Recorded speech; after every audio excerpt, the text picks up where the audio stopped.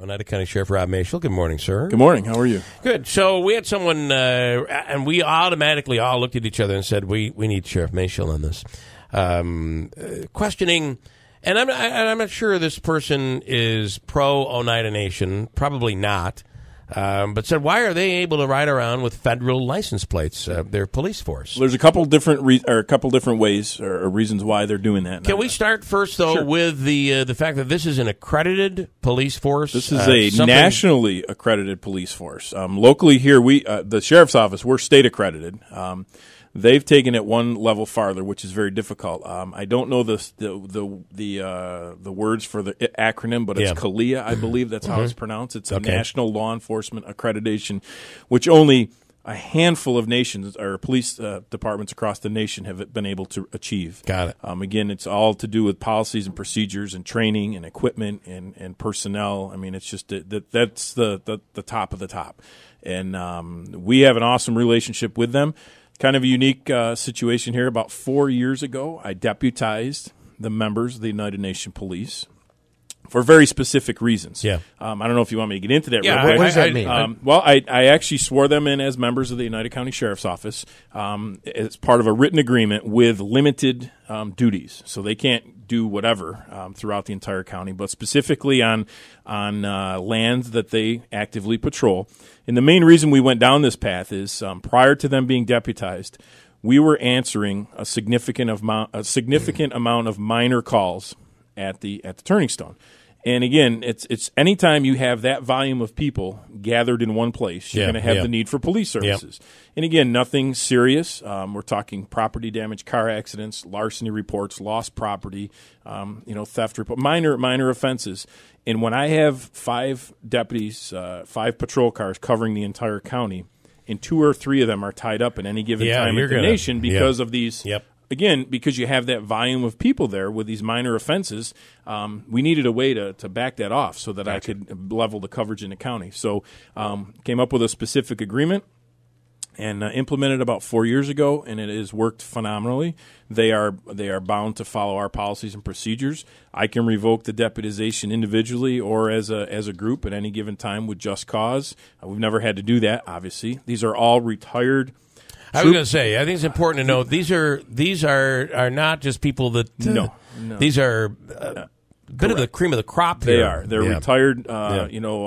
Several high-ranking members of the New York State Police, several members from the Sheriff's Office, Oneida City Police, some of the local city police departments. These are people who have done a stellar career. They've retired and they've been brought in. And again, they're not gung-ho people out, arresting people and writing tickets. But again, the deputization covers the properties that they patrol. So they're not going to be out on a street in Vernon or Verona writing speeding tickets. That's not what that's intended for. So that's worked out phenomenally. And we still get called in at their request for major things or when they need assistance with stuff.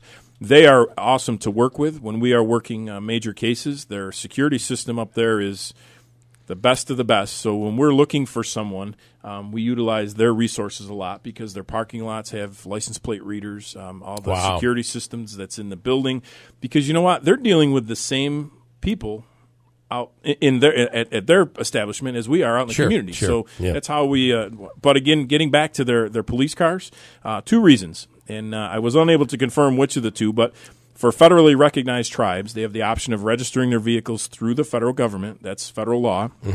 And secondly, the most common reason you'll see this on Indian tribes is because they lease their cars through the Federal Office of General Services. And when an agency leases their cars through the federal OGS, they are registered with federal plates. So that's probably, again, I wasn't able to confirm. Somebody wondered, well, why do they have federal plates? I'm guessing they utilize that section of federal law, which allows Indian tribes to register purchase or lease their vehicles through the Federal Office of General Services, which requires them to register them with the federal government. So I'm assuming it's as simple as one of the 2. Yeah, exactly. The other thing I think that is that's worthy of talking about is, and this gentleman said, well, they get to pick and choose what they follow. I think for the United Nations, and this is probably a little off track for you, but the United Nations, their big thing is taxes. Yes. It's all about the word tax. But they've followed our laws For instance, when I brought up the fact that they didn't serve alcohol, they had to have a company come in, basically a caterer, to handle the alcohol in there. Now, they handle it on their own, but they didn't have a liquor license. So if they're a sovereign nation, they could just do whatever they want, but they've chosen not to do that. And like I said, our relationship with the United Nations Police is, they help us also several times. We had an incident about 2 years ago. We had a standoff in Oneida Castle. We focused all our resources on the standoff, and they conducted a perimeter traffic diversion detail for us. That's one major thing that I didn't have to worry about for 4 hours. I didn't have to worry about traffic control around this scene. They took care of it. So they're, like I said, they're awesome to work with, and probably one of the best administrative decisions I've made is to deputize them 4 years ago. This is again a different topic, but did the United County Sheriff's Department play any role in what went on at Remington Arms in Ilion last week? We did not. No, it's Herkimer County. No, we did not. But again, I know a lot of times they'll reach out. This seemed to go pretty quickly, about 3 hours, but I'm assuming they had enough explosive dogs in the area at the time, because we do travel out of county a lot because we have a couple of bomb detecting dogs. All right. I figured we'd get the answer through you. Absolutely. Good. Thank you very much. You just announced last week you're running for re-election? I am running for my third term this November. We made our announcement from Club Monarch. It's more of a tradition. Any political venture I've gone down, and there's been a few. They've all been successful, knock on wood, but I've always made my announcements from Club Monarch. So it's more of a traditional thing. But superstitious. As of right now, there's no opponent, but we've operated every day since 8 years ago as though we're doing our job the same level, same high pace, same energetic level, so we're not backing down, and that's just, like